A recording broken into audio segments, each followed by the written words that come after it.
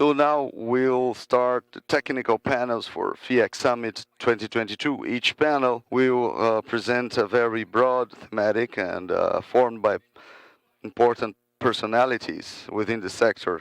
A mediator will conduct the talk with lecturers and with audience, and the audience can participate, sending their questions through a QR code and a WhatsApp channel. Please, I'll kindly ask to our audiovisual management to put the QR code on the screen and the WhatsApp number, the exclusive WhatsApp channel, where through which you can send your questions for all the panels.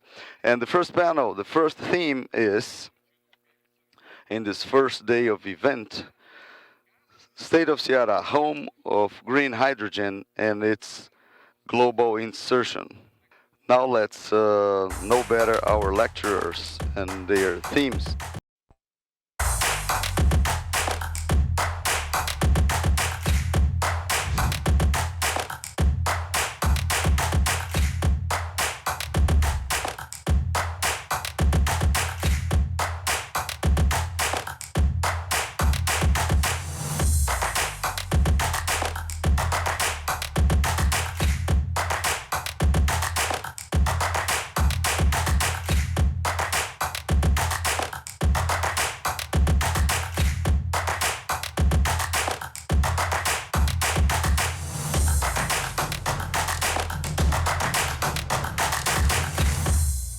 So let's build up our stage. Please, Dr. Jurandir Picanso, Energy Consultant for Fiec. Mrs. Duna Uribe, Executive and Commercial Director for the Port of Pecém Complex. Mr. Jorge Boeira, founder and founding partner of Cognition Consultoria Consultancy and independent consultancy for GIZ. Mr. Carlos Costa, senior energy economist of the World Bank, participating remotely. And also Mr. Wieland Gurlit, senior partner of McKinsey and Company through Zoom. And now I invite to the stage the mediator, Mr. Célio Fernando, economist and Secretary for Modernization of the Civil House of the State Government of Ceará.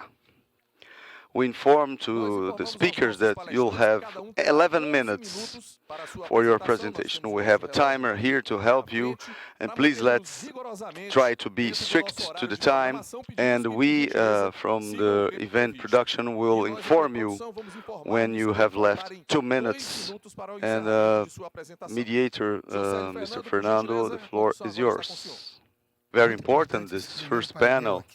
I have my professor here, to whom I've pledged my teachings, in these 1.5 years, coordinating the strategic group for green hydrogen and coordinating the energy transition. I'm an economist, and I'm also learning a lot every day with those fellows, Mr. Carlos Costa, Mr. Wieland Gurlit, and so World Bank and McKinsey and Company. I loved the speech of our governor talking about a global climate strategy. So I have the opportunity to be in the COP, and that's what we were willing for. Well, in 2020, the silver bullet was the green hydrogen, and with 6 months, we've been assessed. We've had assessed the situation, even with the geopolitical problem between Russia and Ukraine. Nonetheless, Ceará faced the challenge with risks and with lots of barriers, but so that's why intelligence has been a key game changer. So when Dr. Jurandir Picanso invited Mrs. Monica Panic, it's been a game-changing initiative. Well, and when we've got together in 2020, we've had a mission from GIZ and other institutions to talk about clean fuel And Dr. Jurandir Picanso was here to talk about hydrocarbonates and the H2V issue and carbon capture and how it could be made for the aviation industry. It motivated a lot this debate, and Dr. Jurandir Picanso live streamed a presentation and started to build up everything. And afterwards, Dr. Ricardo Cavalcante, our president for Fiec, during the pandemic, started this industrial development platform led by Mr. Carlos Prado with a very important aspect to assess what was possible in these short and medium term thinking. And during the pandemic, in that moment, we've had a very important debate. Joaquim Rolim, Adão Linhares, and other fellows. And I can't mention everyone, but a group of economists for that moment to Adão, Jurandir, and Joaquim. I started to listen from them about green hydrogen, and by the end of the month of July, it's in the book of the industrial platform. So that idea of the green hydrogen construction as a feasible alternative for us to carry out. So it's very important these cooperations started to be built up. Dr. Jurandir will state something important about these spaces and how this has been produced institutionally and initially with our work group and then everything else. But why it's important to mention? Well, from the words of Mr. Ricardo Cavalcante, from Júlio Verne's statement 150 years ago, wrote about this transformation from the green hydrogen for all of this. And I think Julius Verne, so from the fiction to reality, with this idea that if we can dream, we can reach. And now we are discussing public policies and solutions for the Port of Pecém complex, solutions for green hydrogen, understanding how the World Bank sees Ceará with the green hydrogen and also McKinsey and company. And I would like to mention a work from McKinsey that the cross-cutting approach and also the Bloomberg's approach. It's been important. So in terms of fair energy transition, it's been a debate from our international COP event. So, and in that moment, how this richness to be achieved can reduce inequalities. In Ceará 2050, we've had a program called the Renda do Sol, the solar generation income, with academia and civil society, with the idea of the micro-distributed power generation. And it became a law, became a public policy, so to sell the exceeding energy produced to the national grid. And now we have a framework for all this discussion, and within the productive chains, everything is energy, you know, every and all productive chain can be covered. As an economist, I cannot understand everything in this energy transition science, but I can understand, you know, energy is everywhere, and we are interconnected and intradependent. It's this panel is about this and much more. We need to comply with net zero and other compacts, and we are trying to work with the SDGs. And Ceará has been advancing in these international commitments, and recently in the Ocean Conference.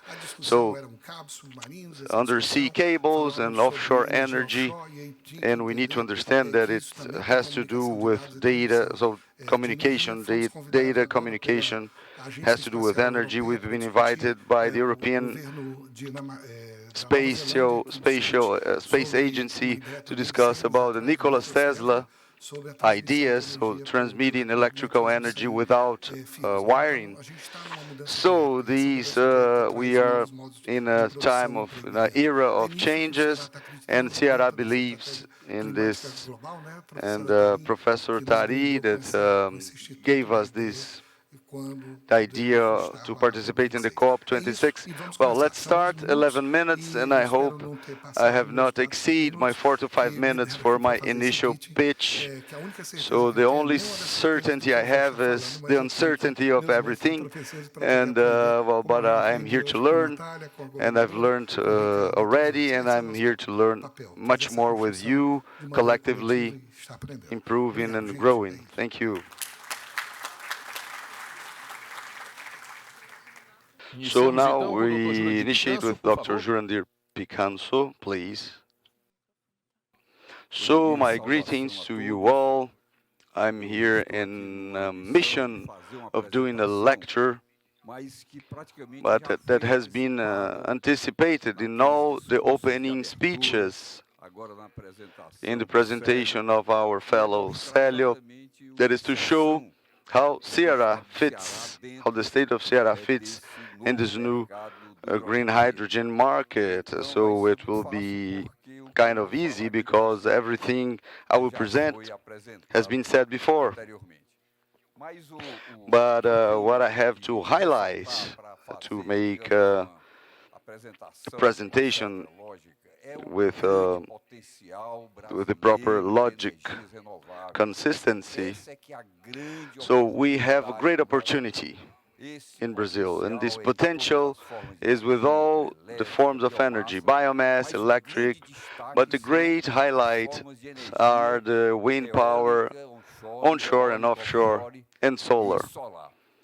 And this huge potential, more than 50% of the onshore and offshore wind power generation potential is in the northeastern region, and the sunlight potential of our region is a great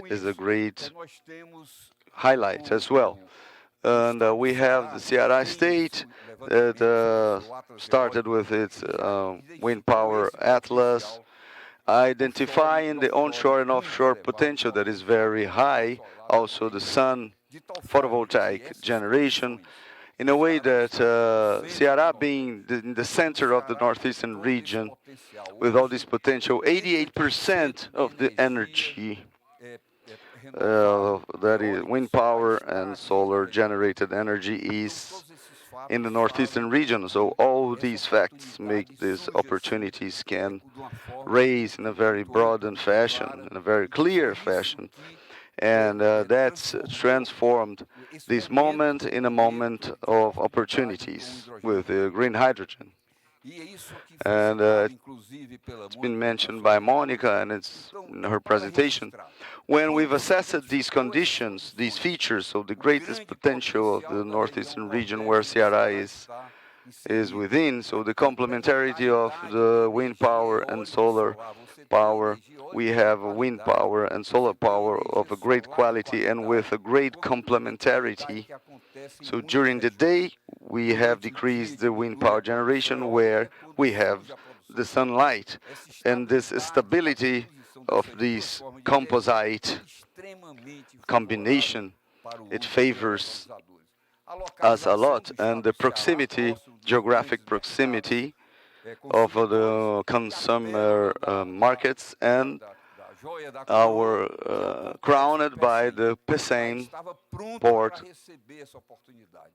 of Pecém complex, with the import-export processing zone, with industrial lots, and with the partnerships with between Rotterdam and Ceará. With all these conditions assessed, well, Ceará has all the possibilities to advance, and so we've had an initiative. Everything has been said already, I'm just reiterating. We've had an initiative of promoting understanding amongst state government, federation, Fiec, Federal University, and the Port of Pecém complex. It's been announced as the green hub for the hydrogen in Ceará, and all the entrepreneurs around the world, they confirmed, they've shared our vision, and they confirmed our data, and they agreed to initiate studies. And from that moment on, we've been sought by entrepreneurs to see which special conditions were those, and they believed us, and we have 19 MOUs, and everything we saw, it's been confirmed by the international entrepreneurs. So, and then the development for the insertion of the state of Ceará in this global momentum, and we have several initiatives. Ceará adhered to Race to Zero and Under 2 coalition, the only state of Brazil presenting projects in the COP26. So Renda do Sol, so sunlight income and mangrove regeneration and all the climate actions, strategy for global climate. And bottom line, we also work with the OCDE peer review for the review of the regulatory environment. And only 2 states of Brazil entered these programs. So Ceará has globally inserted within this green hydrogen initiative, and many other actions have been adopted towards this process.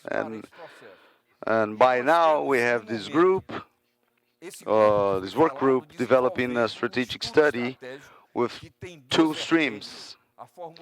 The public policies of renewable energy towards sustainable development, and the other stream is the configuration, the setting up of a hydrogen hub with the participation of the state government, Federal University, Fiec, Port of Pecém Complex, Rotterdam Port, GIZ, that we will present here, a lecture here. HL Environmental Solutions, all those partners are working coordinatedly, developing this state project, establishing public policies and the green hydrogen hub setting. Other initiatives in terms of Ceará's insertion are related with the World Bank. So the InnoWind, Danish program, other studies that have been mentioned by Rotterdam, GIZ, and McKinsey, and also the World Bank will have lecturers from all those partners mentioned. Well, bottom line, I can say that we are taking all the measures necessary towards our objectives. So the Senai scores, the Fiec partner, Senai, has been pioneer. So we've organized a training course thinking about hundreds of participants, but we've had thousands of participants, including international attendees. We have a pilot project under elaboration. We have the Federal University investing in the development of green hydrogen laboratories. And also we have adopted measures, a decree with fiscal incentives, making energy in Ceará more affordable than the energy from other states, and Environment Council resolutions and ordinances towards the green hydrogen. And we have the decree for the number 34733 that implements the transition plan for the Ceará Verde, the Green Ceará, creating a group to develop policies specifically for the energy transition. So Ceará is adopting its measures, developing its activities, and surely bringing possibilities for those projects to be well succeed. And here we would a detail that will be presented with even more detail by Duna Uribe. So 2 minutes left. I won't be longer than the necessary, and the greatest challenges that we have the opportunity that nature later offered us. But to be able to fulfill this opportunity, we need to develop a production chain from the research, passing through capacity building, producing equipment, engineering. All of this is a challenge that we have, and this, indeed, is the greatest one. To make this opportunity to be translated into actual initiatives for the development of the state of Ceará. That was my message I would like to bring you, anticipated by all the lecturers preceding me, so no big news, but to assure you that Ceará is taking all the necessary measures to fulfill this dream we have. Thank you for your attention. Muito obrigado pela atenção.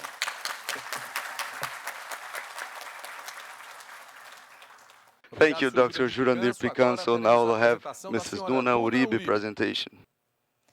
Well, good morning, everyone. It's a great satisfaction to be here again. We've been here at the summit last year, and it was an event that we expected a few hundred people, and there were thousands. And today we are here presentially and online.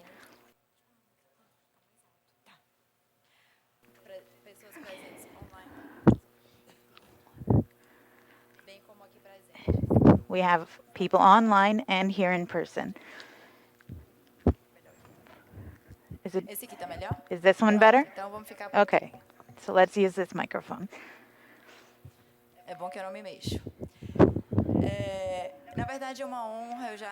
It's actually an honor.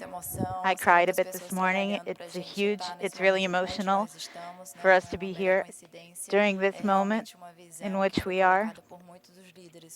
It was a vision that was placed by various leaders from the private and public areas here in Ceará. It's a great satisfaction to be here and to be part of this time.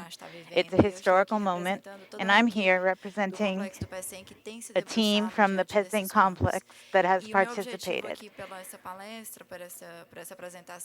My reason for being here for this presentation is to show you how the Pecém complex is ready to receive all of these investments and this value chain that will and is already coming. Our first announcement of investment was confirmed in the pilot project within the thermal plant of Pecém. So I'm going to make a brief presentation of what we have in the Pecém complex and what we are preparing to receive. As was said before, we have two shareholders. We always act in an innovative way and state-of-the-art. We are a private use. So, as a private, as a TUP, a private facility, so and as we've been a player as a port with taking a lot of decisions in the past. So we are, as administrators, as government, we are a great asset in the administration of the Port of Pecém. And for those who are not aware about the port, we have Aduana, and we have also the port area where the specific operation happens. We have industrial areas, and we have the ZPE, that is the export-import processing zone, the only one in operation in Brazil since 2003. And the Pecém steel mill, and that has been acquired by ArcelorMittal. And in that announcement, green hydrogen has been mentioned as an ambition of this new entrant, and we see all the strategies aligned. And the ZPEs, this so-called ZPE, We have a list of currency exchange benefits, subsidies, and legal security with 20 years contracts, giving the investors/clients the guarantee of the services will be provided in their totality during 20 years. So fiscal subsidies and incentives federally, in the federal and in the state levels, possible within the so-called ZPEs. And I would like to bring a quotation from IEA that says that industrial ports and they will be the greatest vectors for the green economy. And we have the possibility of logistics, all the movement, import, export, linking the providers with the suppliers. And we have transport that needs to be urgently decarbonized. So either maritime, either road transports. And in the hubs and in the valleys and through the academic perspective, we see that it's not a coincidence that we're focusing in a port that is an industrial complex. And we've launched our ambition together with the consultancy of the Rotterdam port, concluding that our port will be the hub, the port will be the agent through which Ceará will be a global player in green hydrogen, bringing environmental, technological, and economic development. And then we've put some numbers here to give you an idea of the greatness in terms of the scale we are planning up. These are estimations for 2030. There will have 1.3 million tons per year being produced, either used locally, either export. And talking about the chain and the value chain, it's worth it to mention that. So it's very important to know better about the supplies, about the inputs, so renewable energy and water, so we have them, and the transformation, so the electrolytical plants will be installed within the so-called ZPE. It's transformation, so because hydrogen cannot be transported logistically, so there's no technology for a long transportation. So, and then we're thinking about the transformation in green ammonia and also other synthetic fuel, and locally and internationally for the local industries, from this to the off-takers for its final application. And within this value chain, we are very bold, and together with the state government and with the port complex of Pecém, we understand that we need to add value here locally. So besides exporting green ammonia, we want fertilization plants, the synthetic fuel. So this message is important to be noted. And then people asked me to show you, so which solutions actually the Port of Pecém is bringing to us. This slide is a good summary. If we start in the port part, which is our core, our key activity, our main activity, if you allow me to say. So operations and existent infrastructure. So we are doing all the planning necessary to make it feasible, the hydrogen transportation through ammonia, in the form of ammonia through Pier 2, that is an existent pier already in operation. So not every country willing to have green hydrogen feature this infrastructure.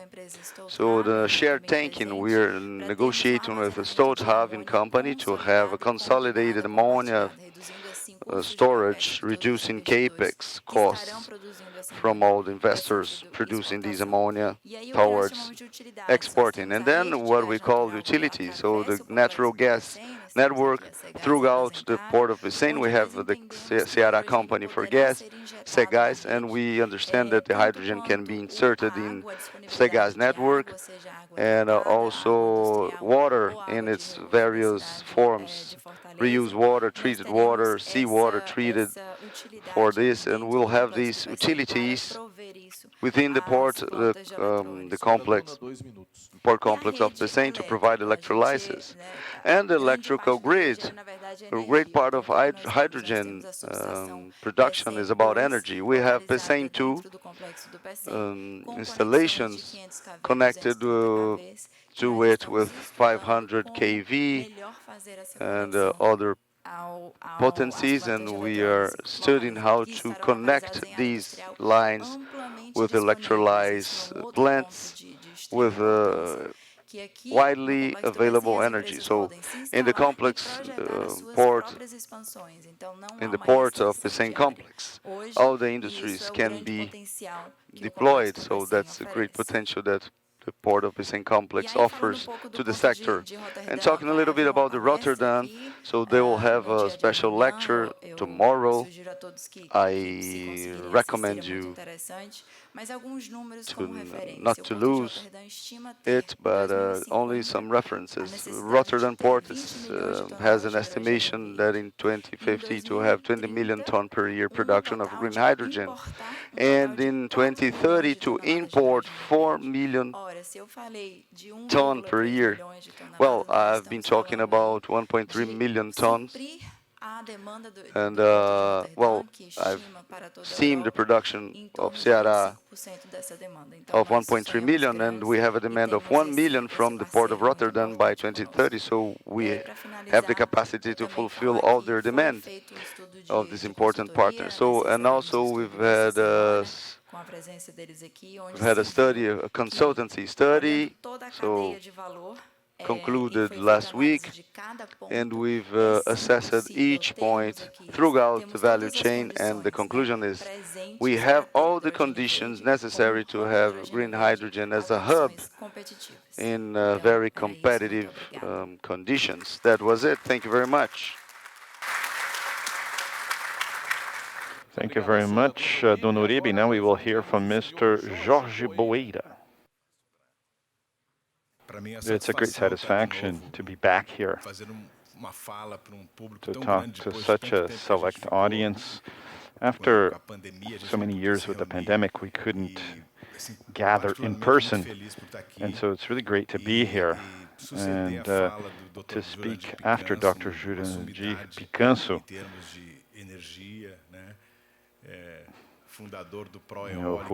who founded Pro Eólica back there in the 90s. So many programs that were responsible for this industry in Brazil. And Duna, this amazing asset that you guys have here, and the use of natural resources that Ceará has in terms of sunlight and wind. But, I think there is something. It's the third time that I'm here in Ceará for this project. Something that calls my attention, not only my attention, but everyone that I've talked to involved in the project, is regarding the governance and articulation in this triple helix, government, private sector, and universities. And so many of the executives that we interviewed from the anchor companies that we call have highlighted this trait of the people of Ceará, knowing how to receive everybody, having this dialogue with the best interest of everyone in mind, these win-win relations, if you will. And I see here Célio speaking so perfectly. All of the connections associated to energy transformation that we're going through in the world. And the take-home message, I would say, is how can the industry in Ceará be included in this, in all of these investments that will happen now for a long time, not only with capex but in opex as well? We know in the beginning it will be quite similar to what we had in the wind and solar power industries. But as time goes by, we want the industry of Ceará to be part of this party, creating jobs, just like the wind power sector creates almost 60% of the jobs in the Northeast. Major companies are coming to the Northeast more and more, and this means that the Northeast of Brazil can become into one of the wealthiest regions in the country. And we're together with all of you in this. And so, to talk about the project team that we put together, also some of the goals and objectives, explain a little bit how the green hydrogen is produced, and to show you even pictures, opportunities for industry in Ceará, some partial results, perhaps some next steps.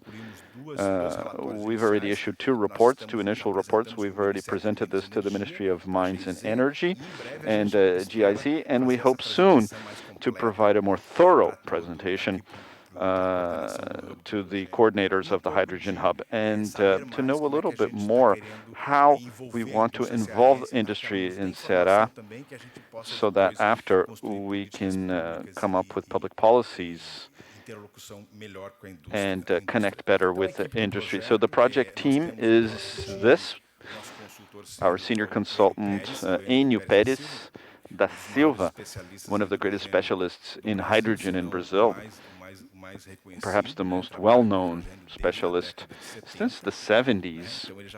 And so he's gone through different phases of hydrogen, and I hope that now he'll be able to see green hydrogen taking this leap in the energy sector.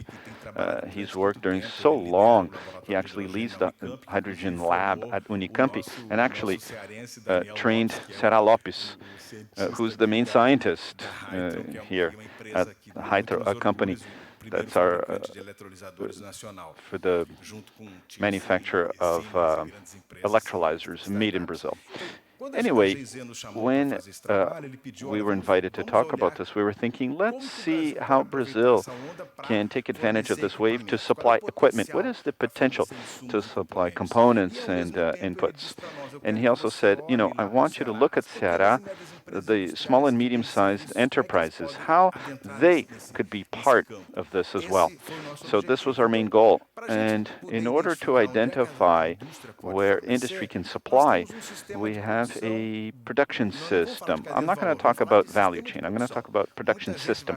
And many people are going to talk about value chain. I'm going to talk about a production system for energy. 4 basic subsystems, okay? First, water treatment. The second, electrolysis itself, electrolyzers. The stacks are all imported, but except the one from Hydron here in Brazil. Electricity from the grid, from renewable sources. Even this whole discussion of what is low emission hydrogen, what is green hydrogen, the set of colors, the whole palette of colors, if you will, that we heard here from Bloomberg.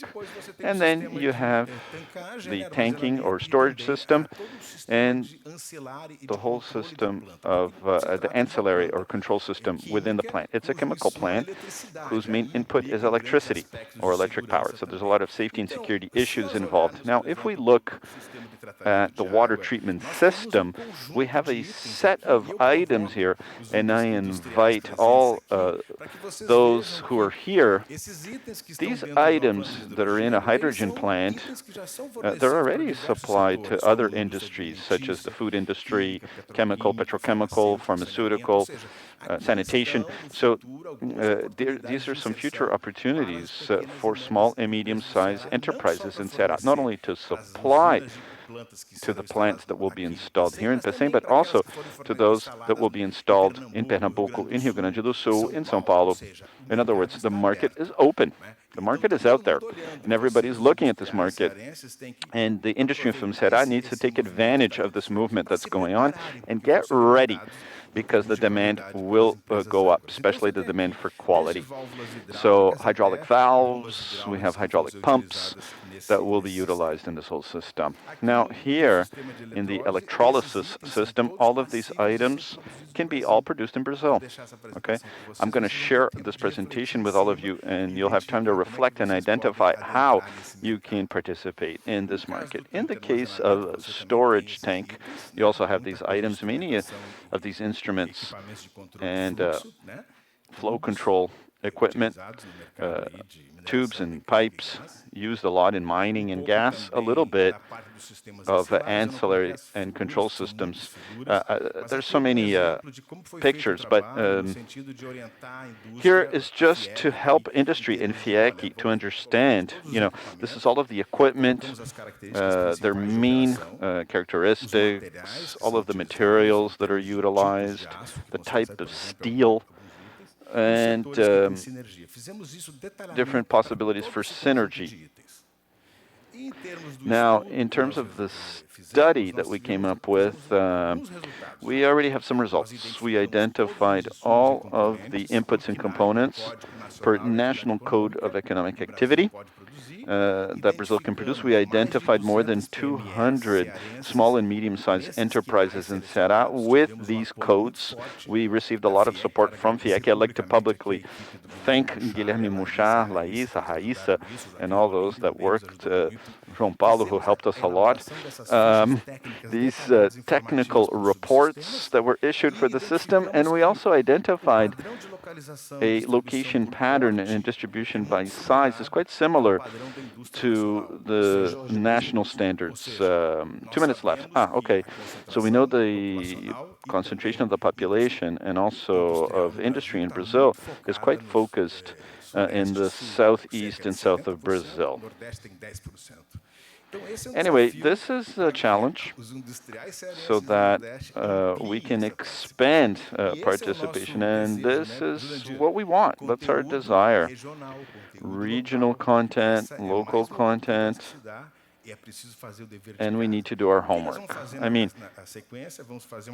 an analysis of challenges and opportunities for the inclusion of these companies, and also contribute to the state governance system that's extremely organized, and what actions need to be taken throughout time in order to follow this development. We'd like to invite all those that work with industry to answer our survey through this QR code, where we have all of these goods and services, and we understand that this is a first step in order to start thinking about this new value chain in green hydrogen, and looking at what you do every day, what you're doing at your plant, what kind of services you provide.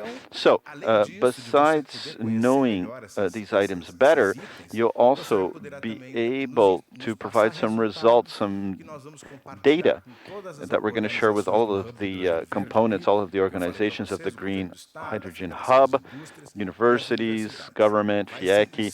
So, of course, we need to invest in capacity building, innovation, and technology, and that's what we expect. That's what we hope. Thank you very much. Thank you very much, Mr. Jorge Boeira, founder and CEO of Cognite Consultoria, independent consulting services from GIZ. Thank you so much for your participation. And now, remotely, we'd like to invite Mr. Carlos Costa, senior energy economist from the World Bank. Mr. Carlos, please, you have the floor. Good morning, bom dia, ladies and gentlemen. Thank you very much, Fiec, for the invitation. Thank you also to the state government of Ceará. I'm from the World Bank, and it's a great honor for me to share this panel about the role of Ceará in the context of green hydrogen.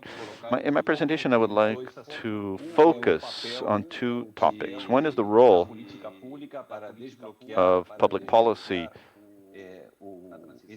to help with energy transition, and also what is the expenditure that the World Bank is already using to overcome this challenge. This challenge, which is really quite huge, I mean, we have the World Bank as a leader in this process, and in a minute I'm going to share my presentation. So this is a huge challenge for supply and demand. Now, the International Energy Agency say that we need to invest 1.2 billion in LCH supply until 2030. Basically, what we had in the 60s and 70s with natural gas. So what kind of challenges? We have at least 8 major challenges that could make it very difficult to implement green hydrogen projects. On the one hand, we have the cost of electrolyzers. In the previous presentation, we heard that we expect that this cost will drop in the next 10 years, at least 50% drop. So investors can expect to invest when this price drops extensively. Now, on the other hand, the uncertainty of technical performance or technology, because all of the projects that for now have rolled out are low scale, and so there is a certain level of risk to scale up to 1 gigawatt, for example. But also, there are challenges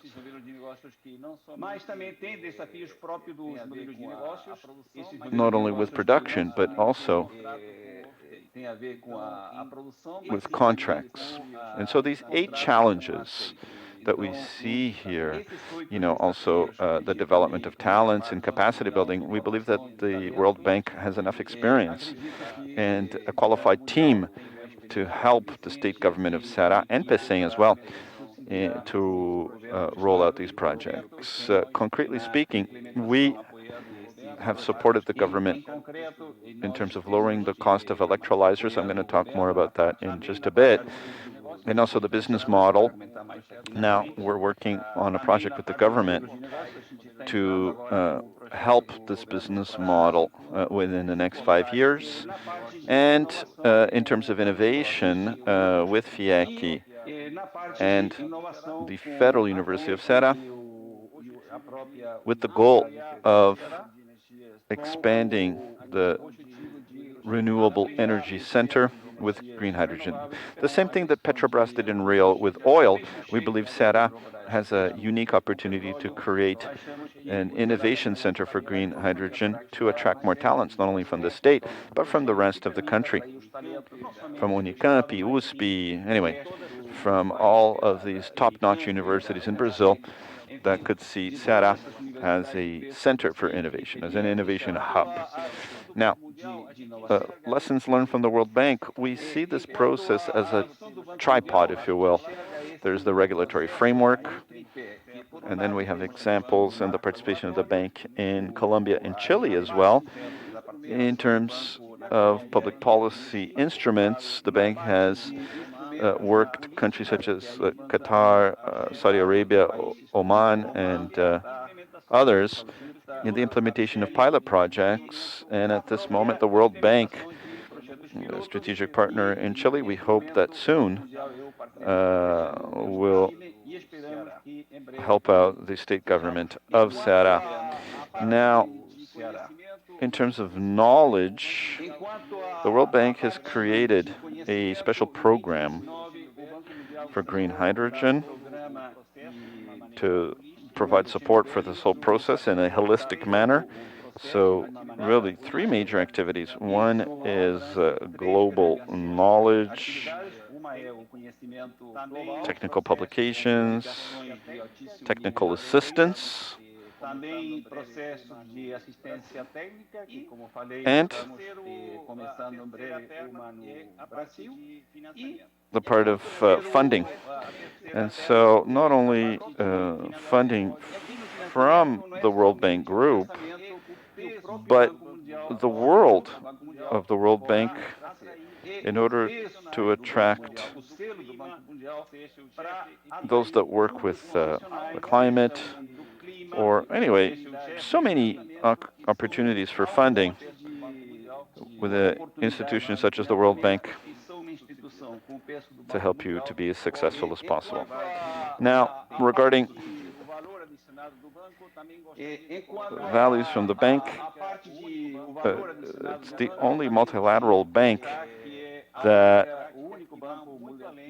goes way beyond the energy sector. As we know, this whole process encompasses agriculture, such as fertilizers. It's a very important off-taker. Also, water for another input that's needed for this whole process. Transportation, green corridors in Pecém, and education. We see this in Pecém as a international case, not only major players in Pecém, but also a whole community. You know, São Gonçalo do Amarante, there's a whole community that soon will have this case of great energy transition, where, you know, there will be more income and jobs created in the surrounding communities. Here's a map of what the World Bank is doing throughout the world. The presence of the bank is growing, not only in major countries like India, but also smaller countries, such as many Caribbean islands. And here we can see those countries where we already have projects underway, and in blue, where we're under negotiations, and in purple, those where we see an important potential for the future. Talking about Latin America, on the one hand, Costa Rica, the World Bank is supporting Costa Rica with their green economy, not only with renewables, but a more resilient economy for the next years to come. In Colombia, energy transition process that has to do with energy and offshore, and also connection from Aguajira, the Caribbean part with the central part of the country. This is a process that what we see as a huge potential. And now talking about Brazil, with this whole process that we began last year with SEDET, and that we hope in 2022-2023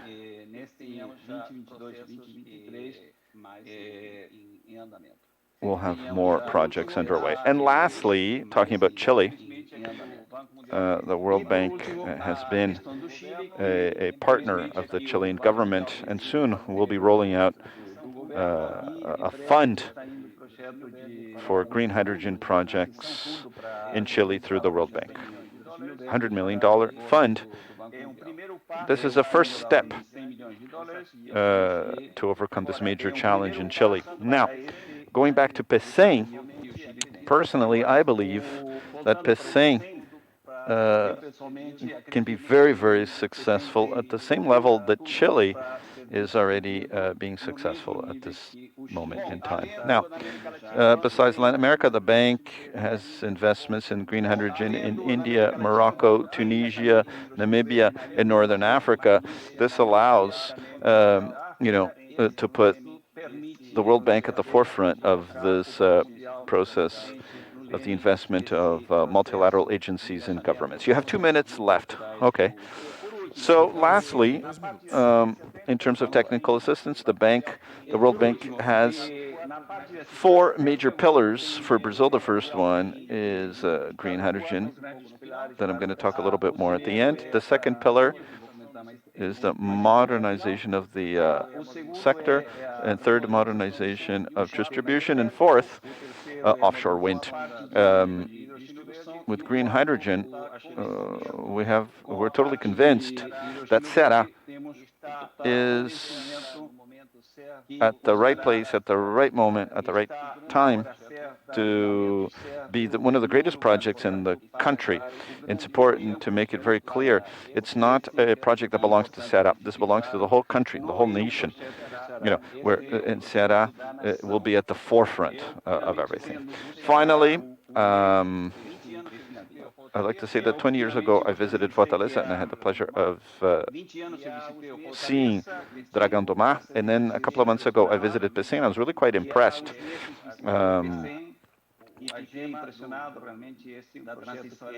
Energy transition in the country is really quite advanced, and I really believe that the World Bank is the right partner at the right time, at the right place to help the state of Ceará and Pecém to overcome this challenge, which is a continental challenge, but that Brazil is up for it. Thank you. Thank you very much, Mr. Carlos Costa, Senior Energy Economist from the World Bank. Thank you so much for being here with us. And now, remotely, we'd like to invite Mr. Hilat Gulit, Senior Partner from McKinsey Company, who will give us a presentation. You have the floor, sir. Good morning, bom dia. It's a great pleasure to be here at the Fiec Summit 2022. I've been in Fortaleza many other times in other events organized. Unfortunately, this time I couldn't be there in person, but here I am online. So, to stay within my 11 minutes, I'd like to focus on the different markets, domestic and global markets. I don't think this was so well approached in other lectures. I don't want to be so repetitive of the advantages of using wind power, especially offshore wind in Ceará. If we can have the presentation, please. Last year, we organized a major study with the development of green hydrogen in Brazil, and we reached a couple of conclusions. First, Brazil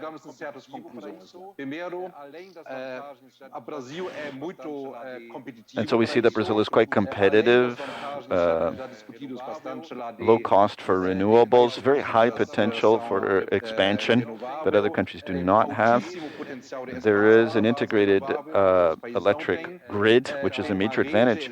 It avoids isolated systems,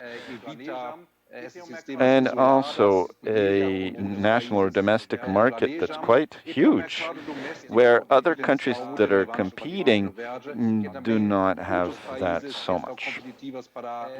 Now, our vision is of great opportunity. We calculated for 2040, 15 to 20 billion US dollars in the value of production, or LCOH. But the value of the economic cost of production, 15 to 20 billion US dollars, and this will require huge investments. I mean, this means, in round numbers, to double the basis of energy generation that Brazil has. Not only renewables, but the entire base that Brazil has needs to be doubled until 2040 in order to reach these amounts. We believe this is possible, but it's a huge undertaking, a huge investment. Let's go on to the next slide, please. If we compare, different countries,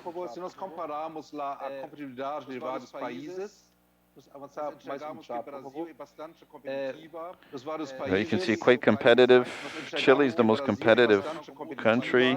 And the cost of Brazil is also quite competitive. I mean, we always compare with other countries, but of course, the correct thing would be to compare specific projects and locations because each country has a different range of competitiveness. And within Brazil, of course, Ceará is one of the most competitive, and it makes a lot more sense to compare specific locations than countries. Once again, a huge advantage in Brazil, besides the low cost, is the fact that it's possible to connect green energy with the grid to serve as a buffer, if you will, to avoid excess investments in generation.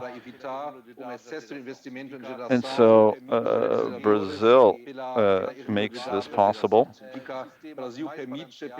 A balanced system and best capex than other countries that have more isolated systems. And when there's no wind or no sun, there's no hydrogen, and major assets become idle. Let's move on to another slide, comparing, looking at the advantages that Brazil has vis-a-vis the advantages, the extra advantages that Ceará can provide. Brazil already has a good cost for energy production that's quite low. There is a huge potential for expansion. This is an advantage comparing to countries that need green hydrogen, such as Europe, Japan, South Korea. And even if there's a reasonable cost, they no longer have any space to do so. They're pushing the envelope, if you will. Brazil has almost unlimited space to expand wind and solar. As I already mentioned, an electric grid that's integrated and quite clean. That's an advantage that very few countries have.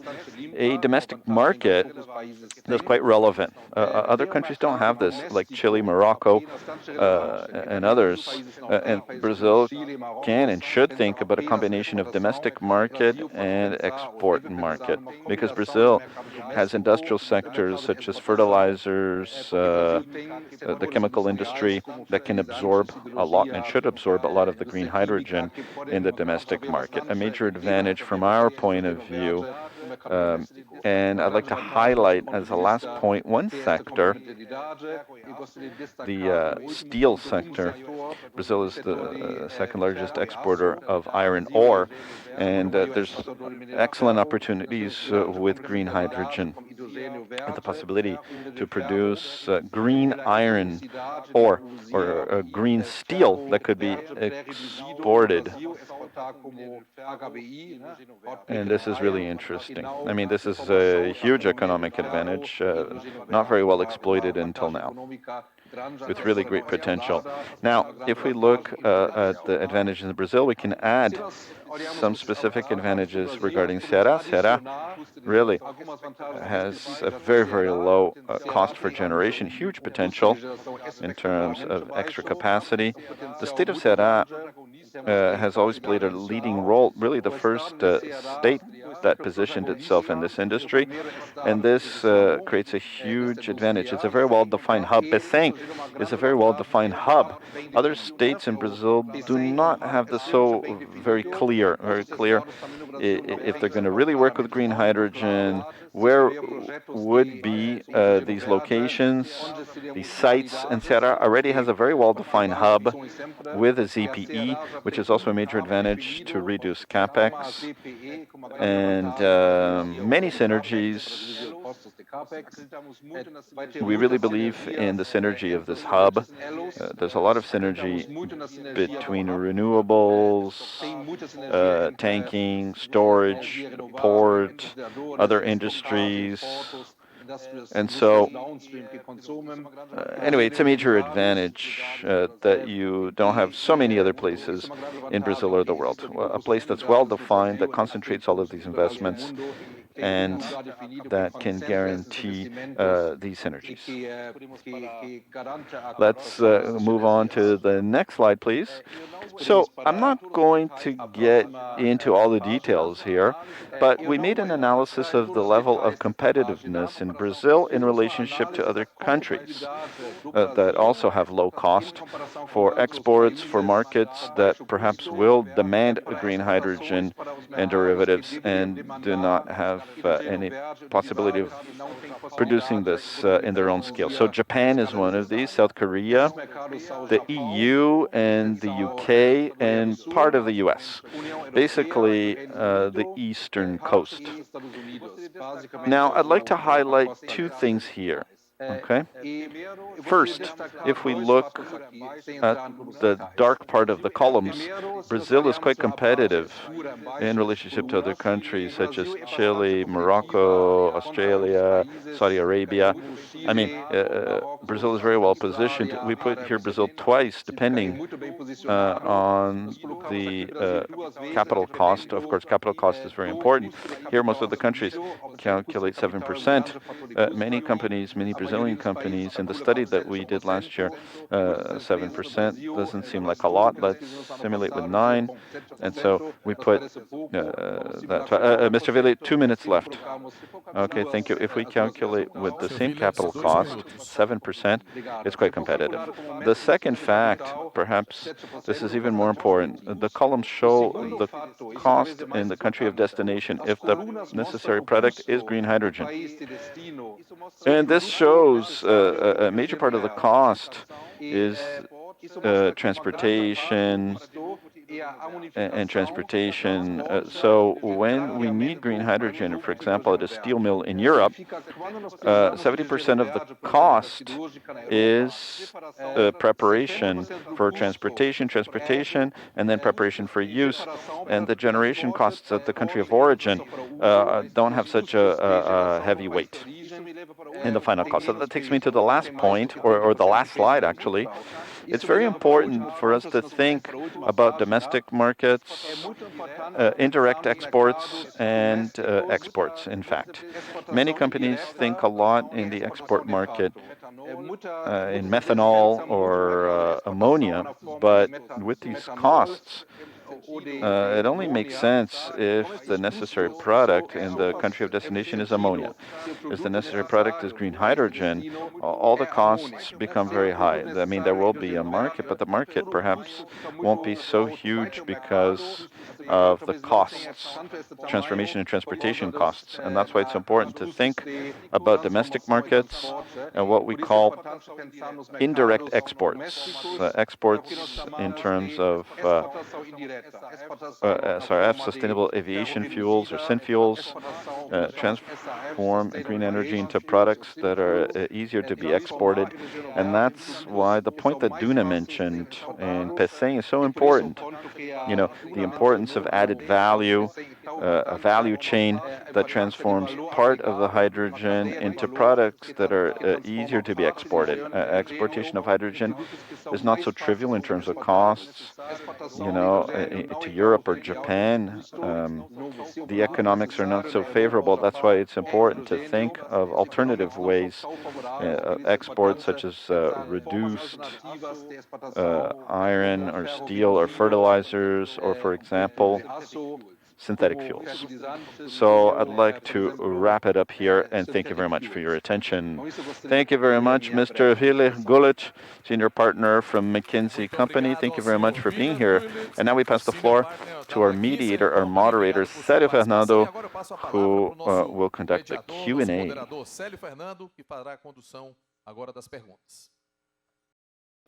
Because of our delays, we're going to do something very quick, okay?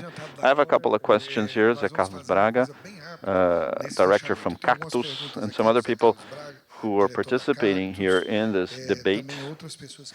And just one thing, which I think is very important. 1 minute to each one of you, and to close with Dr. Jurandir Picasso, 1 quick minute, so that each speaker could provide their closing remarks, looking at Ceará. You know, this has been a great moment, and of course, a friend that I respect extensively, this project would not be possible if it weren't for him,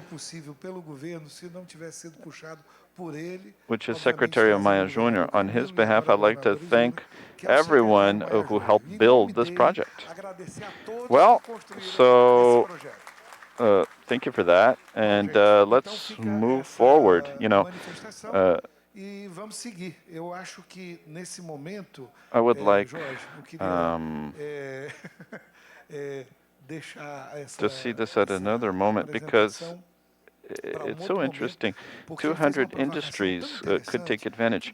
He couldn't say on behalf of Fiec, but, you know, look at the chains of production integrated in this whole process.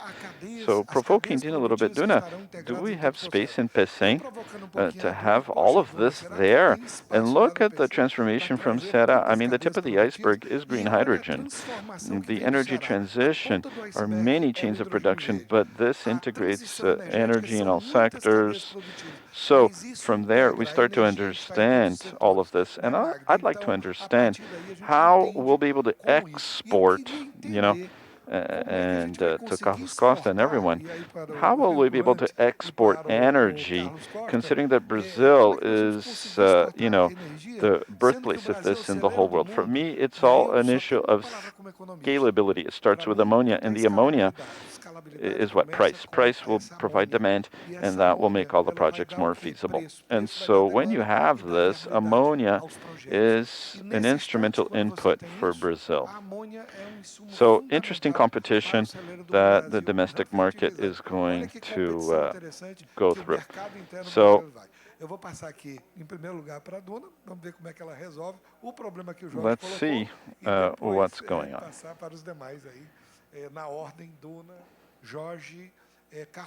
Yeah, right. Well, I think a point that I thought was really interesting in this whole debate, the opportunities for small and medium-sized enterprises, because we're always talking about, you know, billions in investments, even in US dollars. And in many regions, many people ask me, yeah, but what about our businesses? What are we going to get out of this? And so it's important that the state government and all of us are participating in this inclusion, if you will, so that everyone can come out winning. Because if only some benefit, it doesn't make sense. Just like the governor mentioned, you know, we're talking about the nature, we're talking about lives, people's well-being, limiting or even alleviating social inequalities. And so, you know, we need good planning. And finally, you know, I'd like to invite everyone. We have a booth out there with Pecém. The whole team is available if you want to talk and debate. You know, we're there with the Port Authority and looking at some clients. So, you know, feel free to continue this debate outside at our booth. Thank you. Good afternoon. Once again, thank you for the opportunity of speaking. You know, ask me, are you going to say how industry will be included? Well, I can't answer this. You need to talk to Fiec. But, you know, I didn't greet Secretary Rosiane.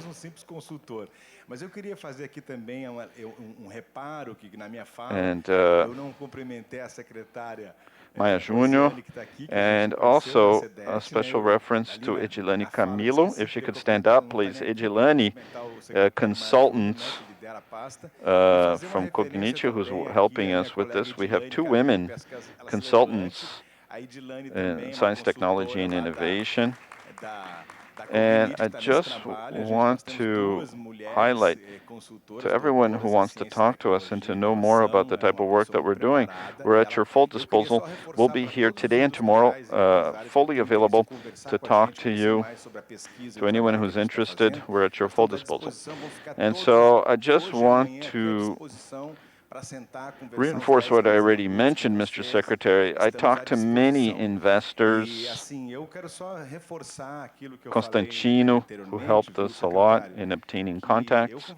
Constantino, Mark, we talked, and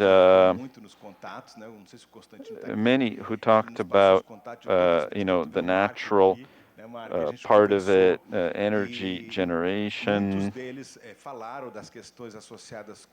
many issues related to infrastructure, but also the governance that we have established in the state. I'm from the south of Brazil, but 20 years living in Brasilia. I've worked with different sectors and industries.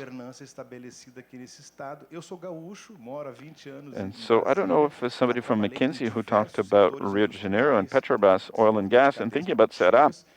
I think Ceará is, doing really well. And I usually say, in the gold rush, there were many people that became wealthy, but others lost everything. Those that made a lot of money, regardless of anything, were those that sold, shovels and other tools. So let's sell tools to everyone. Start with an initial demand here, and then you can start exporting to the southeast or even abroad. Anyway, that's what I wanted to say. I'm at your full disposal. I'm going to be here the 2 days with all of you. Thank you.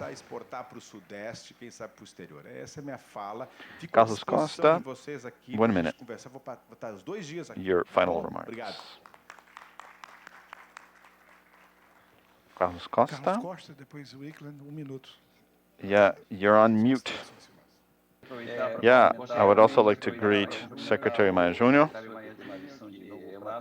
someone that is always looking towards the future, not only Ceará, but Brazil, Latin America. He's really a visionary, someone who's just extraordinary. Now, regarding this project from Ceará, I would like to talk about an issue that I think is important and nobody's mentioned yet. Green hydrogen is not like gas or oil. It'll be a lot more competitive because we won't have all of these issues of who has or who doesn't have the resource. You can create the resource simply with water and energy. So there won't be this monopoly that we have today, this almost a monopoly that you have in oil and gas. So what does this have to do with the project? We need to understand that the business model will be instrumental so that this project be successful. And we need to have a business model that is inclusive, that the surrounding communities in Pecém could also come out winning at the end of the day. So once again, I would like to apologize that I'm emphasizing once again, the World Bank is the right partner at the right time for the state of Ceará. Thank you.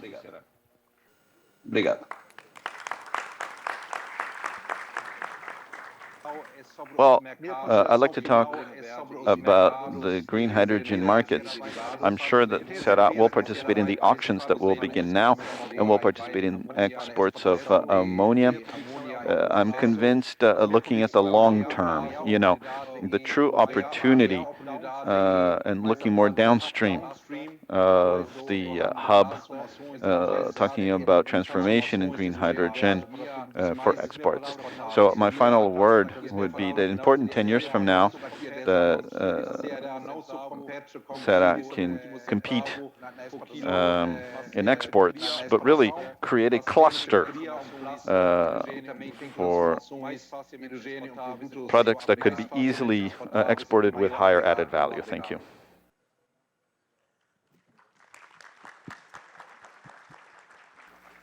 Thank you. Dr. Jurandir, your closing remarks as well. Thank you very much.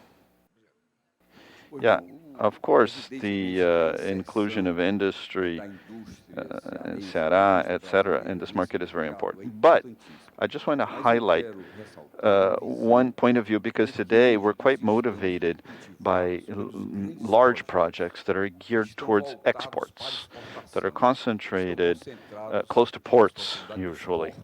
And this is not the future of hydrogen. Green hydrogen will be of decentralized use in different areas, and so we need to focus on the transformation of our industry into a green industry, green fertilizers, green cement, green steel.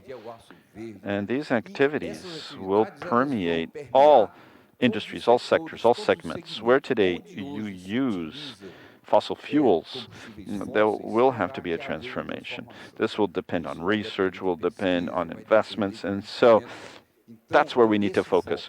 We cannot just limit ourselves to looking at these major projects. Major projects are the starting point, and economically speaking, are very important. But let's think about a green economy and that hydrogen will be produced in a decentralized fashion.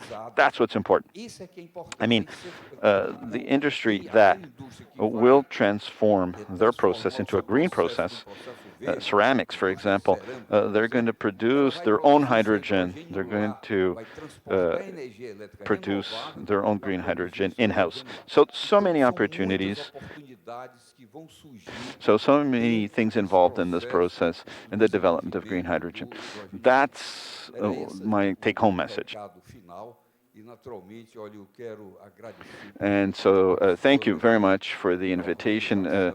Congratulations for the enthusiasm. Everybody that was invited is really, coming on board. And so many people that wanted to contribute, and so many speakers that wanted to contribute. And thank you so much, everyone. This is really a very important moment for us. It's great to see the enthusiasm for this project in Ceará, this enthusiasm that's positively contaminating everyone, and that will become a huge reality for our state. Thank you so much.